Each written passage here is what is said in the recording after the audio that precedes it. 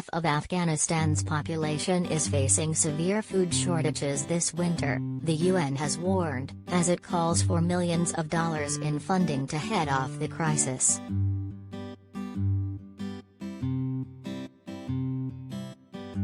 Some 23 million Afghans are at risk of malnutrition between November and March next year as food supplies in the aid-dependent nation run out, the UN's World Food Programme has warned today.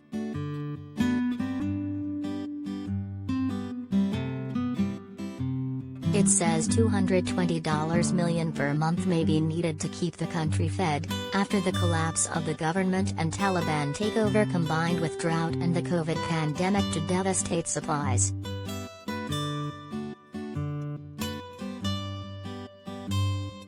But world leaders are hesitant to hand over cash amid warnings it will be pilfered by the new Islamist regime and fears it will legitimize a government that includes wanted terrorists.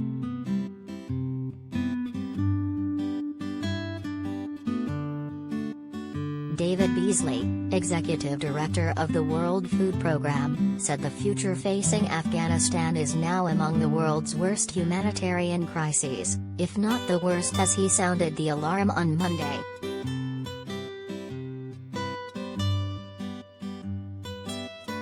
Food security has all but collapsed, he added.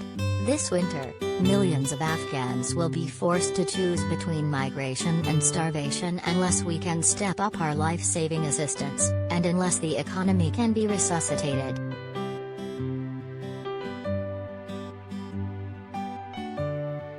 We are on a countdown to catastrophe, and if we don't act now, we will have a total disaster on our hands.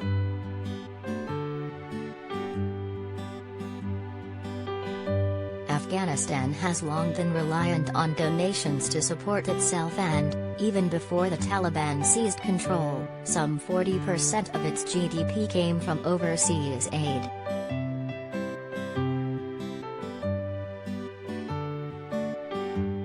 That has all but dried up since the Islamists swept to power following America's decision to withdraw troops this summer, sparking the near-overnight collapse of a government it spent 20 years funding.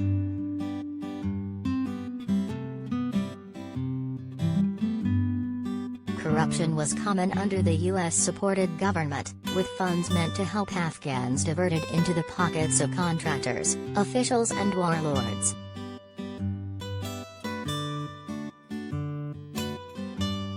Part of the Taliban's appeal to ordinary Afghans when the group retook control was a pledge to end such abuses.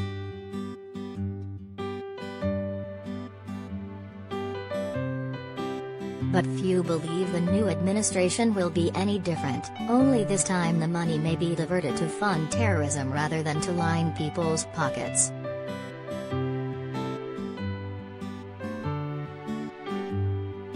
Alex Zerdin, a former Treasury Department official and fellow at the Center for a New American Security, warned CNBC last month that the potential for corruption within Taliban ranks is huge.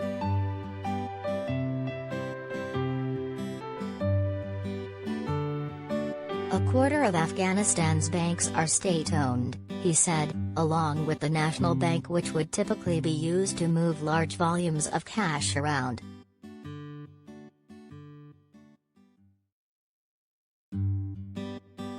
The Taliban control customs, they control taxation.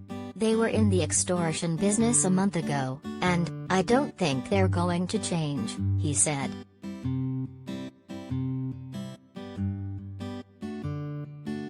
Countries may be tempted to give the money direct to aid agencies, but they are unlikely to be set up to receive such large sums, Zerdin added.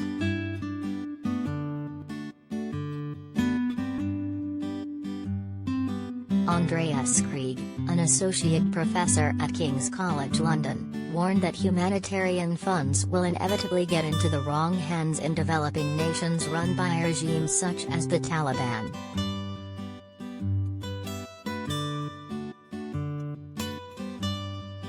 But he said that should not be used to justify cutting the regime off entirely, because that will undermine any effort to rein the Taliban in and moderate them.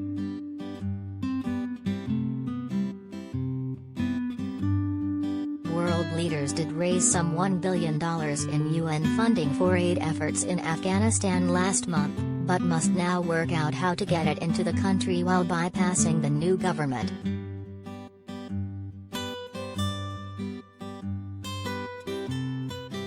The World Food Programme has sought to reassure donors, saying there are robust monitoring systems in place to make sure aid does not fall into the wrong hands.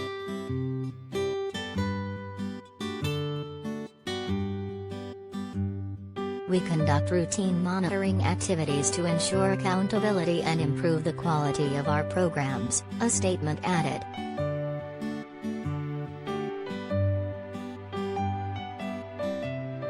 In Monday's report on the crisis facing Afghanistan, the WFP said some 7.3 million people in rural Afghanistan will be hit with food shortages and malnutrition.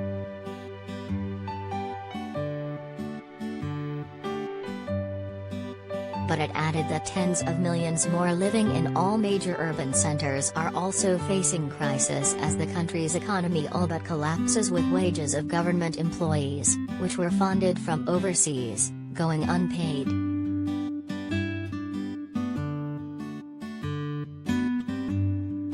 Cities are likely to be hit with very high acute malnutrition and excess mortality, the WFP said, including formerly middle-class populations.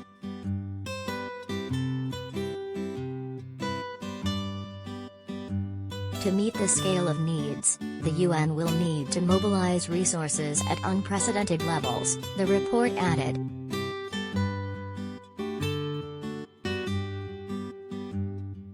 WFP is planning to ramp up its humanitarian assistance as we enter 2022 to meet the food and nutrition needs of almost 23 million people in Afghanistan.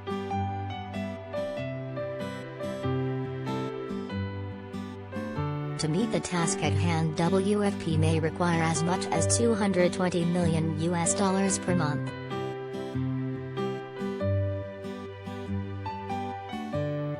The report also asked for $11.4 million in urgent funding to tackle the effects of drought, and another $200 million to help farmers through next year, with drought conditions set to continue.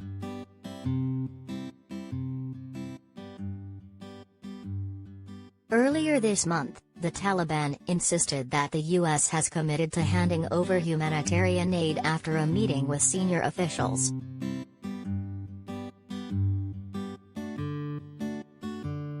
But an American statement put out after the same meeting was more ambiguous, saying only that the two sides discussed the United States' provision of robust humanitarian assistance, directly to the Afghan people.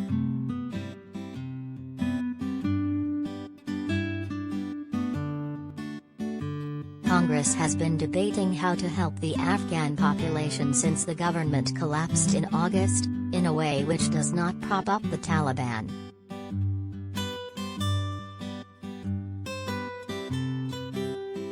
Republican aides said at the time that any funding would be conditional on all U.S. citizens and contractors being allowed to safely leave the country, and on strict oversight of where money is going and how it is being used.